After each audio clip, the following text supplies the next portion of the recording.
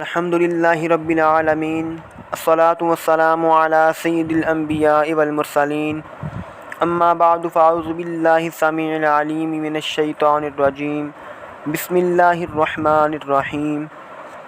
ناظرین، پیارے آقا صلی اللہ تعالی علیہ وآلہ وسلم کی زندگی کے بارے میں کہ آپ اپنی جو موت کو کتنا یاد کیا کرتے تھے، یا آپ اپنی موت کو کتنا یاد رکھا کرتے تھے، کس قدر یاد کیا کرتے تھے، اس کے بارے میں چند باتیں آپ کی گوش گزار کرنی ہے، اور دعا ہے کہ خالق کائنات ہم سب کو اپنی موتوں کو یاد رکھنے اور دنیا کے جو ہم دنیا داری میں پھنسے ہوئے ہیں اس سے نکلنے کی توفیق عطا فرمائے، دنیا کی محبت ہمارے دلوں سے دور فرما دے۔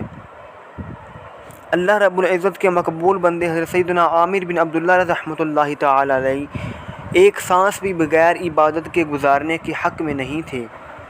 ان کا یہ ذہن بنا ہوا تھا، موت اب آئی کہ اب آئی، لہٰذا جتنا جلد ہو سکے نیکیاں اکٹھی کر لی جائیں کہ انتقال کے بعد اس کا موقع نہ مل سکے گا۔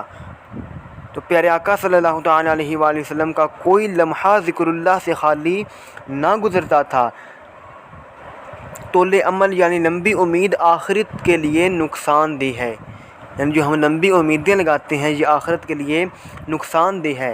یہ ہوش فہمی آدمی کو کہیں کا نہیں رہنے دیتی کہ ابھی تو بہت زندگی پڑی ہے، فلاں نیکی بعد میں کر لیں گے۔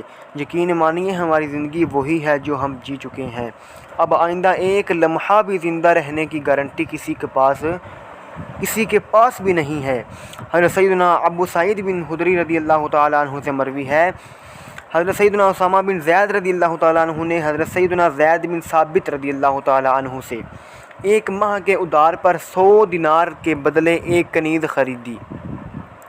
تو میں نے پیارے آقا صلی اللہ تعالیٰ علیہ وآلہ وسلم کو یہ فرماتے سنا، کیا تمہیں اسامہ پر حیرت نہیں ہوتی؟ اسامہ پر حیرت نہیں ہوتی کہ انہوں نے ایک ماہ کا ادار کیا، بے شک انہوں نے لمبی امید باندھی ہے۔ قسم ہے اس ذات کی جس کے قبضہ قدرت میں میری جان ہے، میں نے جب بھی پلکیں جھپکیں تو یہی گمان کیا کہ پلکوں کے ملنے سے پہلے ہی اللہ پاک میری روح قبض فرما لے گا، اور جب بھی نگاہ اٹھائی تو یہی گمان کیا کہ نگاہ نیچی کرنے سے پہلے روح قبض کر لی جائے گی، اور جب بھی کوئی لقمہ اٹھایا تو میرا گمان یہی رہا کہ نگلنے سے پہلے ہی موت آنے کی وجہ سے حلق میں پھنس کر رہ جائے گا۔ پھر ارشاد فرمایا، اے ابن آدم، اگر تم عقل رکھتے ہو تو اپنے آپ کو مردوں میں شمار کیا کرو۔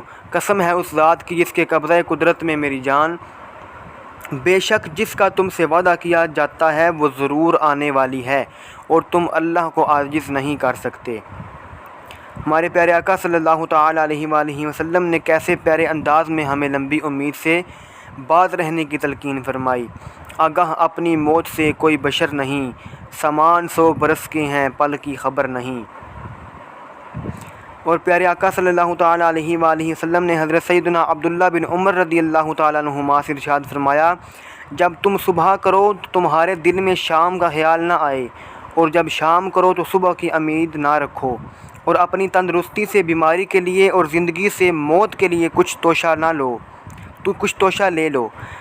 اے عبداللہ، تم نہیں جانتے کہ کل کس کا نام پکارے جاؤ گے۔ اس روایت میں کس قدر عبرت کے مدنی پھول ہیں۔ آج اگرچہ ہمیں جناب، چودھری صاحب یا جو بھی کہہ کر پکارا جاتا ہے، مگر ہو سکتا ہے کل ہمارے نام کے ساتھ مرحوم کا لقب دیا جائے۔ صبح ہوتی ہے، شام ہوتی ہے، عمر یوں ہی تمام ہوتی ہے۔ وآخر دعوانا الحمدللہ رب العالمین، وصلی اللہ تعالیٰ علیہ وآلہ وسلم۔